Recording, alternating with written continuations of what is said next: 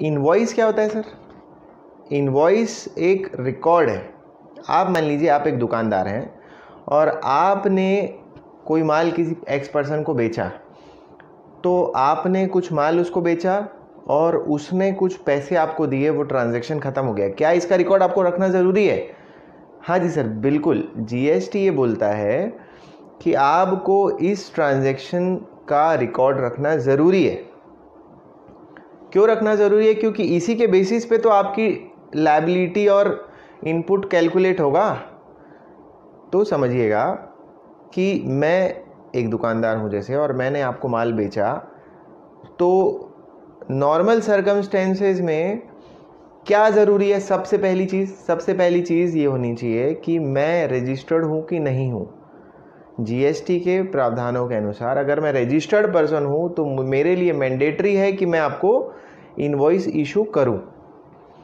ठीक है, मैं इनवॉइस इशू करूँगा सर, और आप मुझे उस इनवॉइस के बेसिस में पेमेंट देंगे। ठीक है, माल से मेरा मतलब है माल सप्लाई करूँ या सेवा का प्रदाय करूँ, सप्लाई ऑफ गुड्स हो या सप्लाई ऑफ सर्विस हो, there should be an invoice if the person providing such supply is a registered person. अगर आप रजिस्टर्ड पर्सन हैं तो आपको इनवॉइस जारी करना ज़रूरी है, पहली चीज़। अगर आप रजिस्टर्ड नहीं हैं तो क्या ज़रूरी है सर? अगर आप रजिस्टर्ड नहीं हैं तो आप इनवॉइस जारी नहीं कर सकते। उस सप्लाई पे आपको बिल ऑफ सप्लाई इशू करना पड़ेगा। बिल ऑफ सप्लाई क्या होता है सर? इनवॉइस की तरह ही एक डॉक्यूमेंट होता है, पर उसमें टैक्स का कैलकुलेशन नहीं रहता है। ठीक है, तो अब समझिएगा कि आपको पता है अभी कि सप्लाई क्या होती है।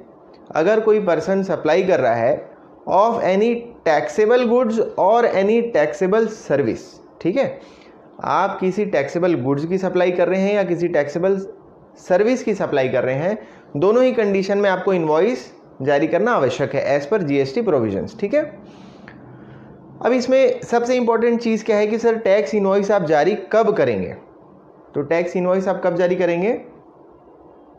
माल के केस में जब आप माल का रिमूवल कर रहे हैं। माल का रिमूवल का मतलब क्या होता है? जब आप माल को एक अपने हाथ से उसके हाथ में ट्रांसफ़र कर रहे हैं। ये क्या पॉसिबल है सर? जब गुड्स मूवेबल गुड्स है, ऐसा माल है जिसको हम एक जगह से दूसरी जगह ले जा सकते हैं, तो उसका जब रिमूवल होगा उसी समय आपको इनवॉइस जारी करना आवश्यक है। सेकेंड कंडीशन, अगर वो ऐसा गुड्स है जिसको आप एक जगह से दूसरी जगह मूव नहीं कर सकते, तो उस कंडीशन में आप जब भी उसको डिलीवरी देंगे, डिलीवरी का मतलब होता है पोजेशन, ओनरशिप, जब भी आप उसको right to use, right to ownership दे देंगे तो आपको इमीडिएटली एक इनवॉइस उसको जारी करना पड़ेगा। तो गुड्स के केस में आपको at the time of removal या at the time of delivery invoice issue करना है। सेकेंड चीज़, at the time of supply of service, जब आप सप्लाई ऑफ सर्विस कर रहे हैं उस कंडीशन में गवर्नमेंट ने, जीएसटी प्रोविजंस ने एक रिलैक्सेशन दिया हुआ है कि आप 30 दिन के अंदर, जिस दिन आपने वो सेवा का प्रदाय किया, आपने सर्विस सप्लाई की, वो सप्लाई ऑफ सर्विस के कंप्लीशन से 30 दिन के अंदर आप इनवॉइस इशू कर सकते हैं। ठीक है सर, गुड्स के केस में immediately at the time of removal आपको इशू करना है, और सर्विस के केस में within 30 days from the date of completion of that service आपको इनवॉइस इशू करना है। ठीक है सर, अब इसमें समझिएगा कि आपने ये समझ लिया कि आपको कब इनवॉइस जारी करना है। इसके बाद आपको इनवॉइस जारी करना कैसे है, तो कैसे जारी करना है सर समझिएगा। जैसा कि मैंने आपको बताया कि इनवॉइस एक रिकॉर्ड है। क्या है सर? इनवॉइस एक रिकॉर्ड है। तो रिकॉर्ड है तो मतलब मुझे उसमें जानकारी रखनी है, डिटेल्स रखनी है। तो सबसे इम्पॉर्टेंट जानकारी क्या है? सबसे इम्पॉर्टेंट जानकारी है कि कौन सा माल मैं आपको दे रहा हूँ, डिस्क्रिप्शन ऑफ गुड्स और डिस्क्रिप्शन ऑफ सर्विस। अगर आप गुड्स दे रहे हैं तो उसमें एक और इन्फॉर्मेशन आ जाएगी, क्या? क्वांटिटी। सर्विस के केस में क्वांटिटी नहीं आती है सर। तीसरी चीज़ वैल्यू, दोनों के केस में वैल्यू, और चौथा है टैक्स। मतलब इनवॉइस में प्राइमरीली आपके पास इंफॉर्मेशन क्या होनी चाहिए? उस गुड्स या सर्विस की इंफॉर्मेशन होनी चाहिए कि कितना, क्या डिस्क्रिप्शन ऑफ गुड्स है, कौन सा माल है, कितना है, कितने रुपए का है, और उस पर क्या टैक्स लगा है। सेकेंड चीज़, अब इसके अलावा क्या इंफॉर्मेशन ज़रूरी है सर? जो पर्सन उस इनवॉइस को इशू कर रहा है, मतलब सप्लायर ऑफ गुड्स और सप्लायर ऑफ सर्विस, उसकी डिटेल्स इसमें जाएगी सर। उसकी डिटेल्स कैसे इसमें जाएगी? मेरी फॉर एग्जांपल मैं एक इनवॉइस आपको इशू कर रहा हूँ, तो उस इनवॉइस में आप उसको घर ले जाकर अगर पढ़ना चाहेंगे तो मेरे बारे में कुछ उसमें जानकारी रहनी चाहिए। क्या क्या जानकारी रहेगी सर? सबसे ज़रूरी तो है मेरा नाम, मेरा पता। नाम और पते के बाद में क्या बचता है सर? नाम और पते के बाद बचता है मेरा जीएसटी नंबर, क्योंकि मैं रजिस्टर्ड पर्सन हूँ तभी मैं इनवॉइस जारी कर रहा हूँ। क्या बिल ऑफ सप्लाई में भी जीएसटी नंबर रहेगा सर? ज़रूरी नहीं है, क्योंकि वो अगर कोई अनरजिस्टर्ड पर्सन है वो भी बिल ऑफ सप्लाई जारी कर सकता है। ठीक है, इसके अलावा और रजिस्टर्ड पर्सन कौन से केसेस में बिल इनवॉइस की जगह बिल ऑफ सप्लाई जारी करता है सर? कंपोजिशन के केस में। बिल्कुल, कंपोजिशन के केस में आप इनवॉइस जारी नहीं कर सकते, क्योंकि आप उससे टैक्स कलेक्ट नहीं कर सकते हैं। ठीक है, तो आपको उसमें भी कंपोजिशन, अगर आप रजिस्टर्ड कंपोजिशन डीलर हैं तो आपको बिल ऑफ सप्लाई इशू करना है। ठीक है सर, अब ये समझिएगा कि आपने दो चीज़ें इनवॉइस में डाल दी है। एक डाल दिया है डिस्क्रिप्शन ऑफ गुड्स की सारी जानकारी, क्या गुड्स है, उसका क्या क्वांटिटी है, क्या वैल्यू है और क्या टैक्स है। उसके बाद आपने अपनी जानकारी डाल दी कि मेरा ये नाम है मेरी फर्म का, ये ट्रेड नेम है, ये लीगल नेम है, ये मेरा एड्रेस है, ये मेरा जीएसटी नंबर है। इसके अलावा क्या होगा सर? इसके अलावा एक सीक्वेंस नंबर रहता है जिसको बोलते हैं bill number. Bill number and bill date important क्यों है सर? उससे हमको पता चलता है कि किस डेट को ये इशू हुआ है और क्या सीक्वेंस है। अगर हम सीक्वेंस नहीं रखेंगे तो इसमें बहुत ज़्यादा फर्जीवाड़े के चांसेस रहते हैं। आपने बिल नंबर 1 जारी किया, फिर दूसरा गायब हो गया, फिर तीसरा जारी किया, फिर चौथा गायब हो गया। अगर सीक्वेंस है ही नहीं तो आपको पता ही नहीं चलेगा कि टोटल एक आदमी ने कितने इनवॉइसेस जारी किए हैं। तो इसके लिए बहुत ज़रूरत है बिल नंबर। बिल नंबर हर साल आपको यूनिक रखना पड़ता है, मतलब आप उसको कंटिन्यूएशन नहीं कर सकते कि इस साल 31 मार्च को अगर वो 30 है तो 1 अप्रैल को फिर से वो 31 हो जाएगा। ऐसा नहीं हो सकता सर, है ना। इसके अलावा और क्या जानकारी हो सकती है सर? इसके अलावा अगर आप सामने वाले की जानकारी डालेंगे तो वो इनवॉइस हमारी कंप्लीट होगी। अब सामने वाले की क्या जानकारी डालेंगे सर? उसमें उसका नाम, उसका address, place of supply. Place of supply important क्यों है सर? इनवॉइस में प्लेस ऑफ सप्लाई इंपॉर्टेंट इसलिए है क्योंकि प्लेस ऑफ सप्लाई पे ही डिपेंडेंट है कि आपको सीजीएसटी एसजीएसटी लगाना है कि आईजीएसटी लगाना है। ठीक है सर, तो आपने 3 चीज़ें उसकी भी डिटेल डाल दी। अब उसके अलावा और क्या चीज़ ज़रूरी है सर? अगर वो रजिस्टर्ड पर्सन है सामने वाला और आपके इनवॉइस पे उसको इनपुट लेना है तो आपको उसका भी जीएसटी नंबर इसमें डालना पड़ेगा। ठीक है सर, तो सब रेसिपिएंट के इंफॉर्मेशन में क्या क्या आ गया? उसका भी नाम, उसका भी पता, उसका भी जीएसटी नंबर। ठीक है,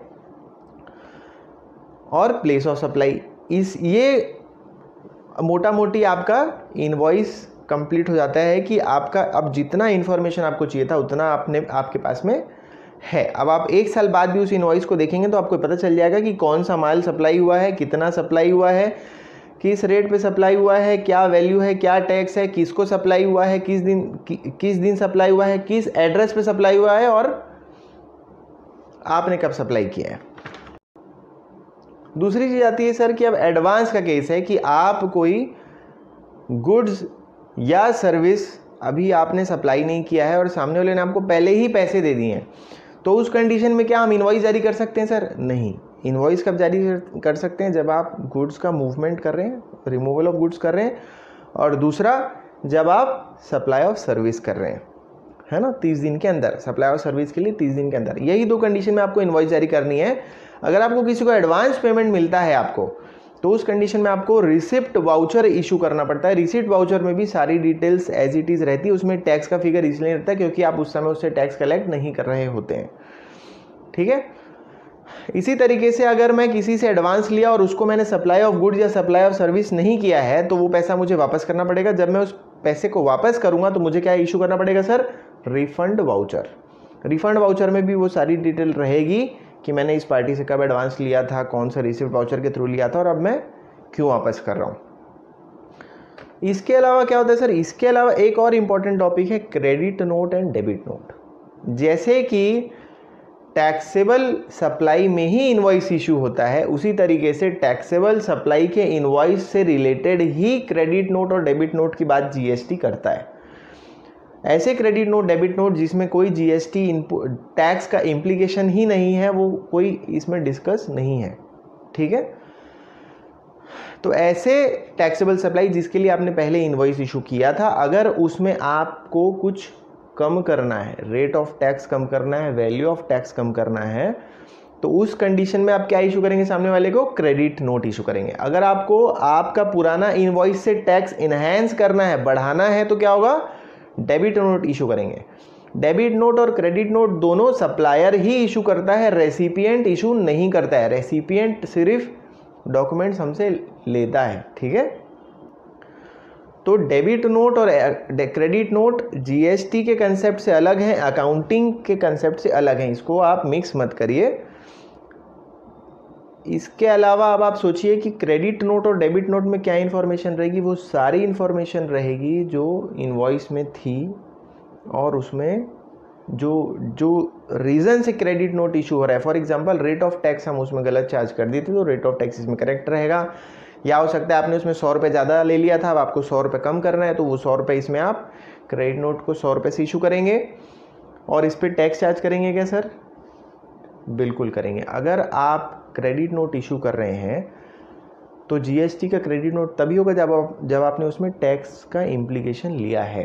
ठीक है, तो डेबिट नोट होगा तो भी उसमें टैक्स रहेगा, क्रेडिट नोट होगा तो भी टैक्स रहेगा।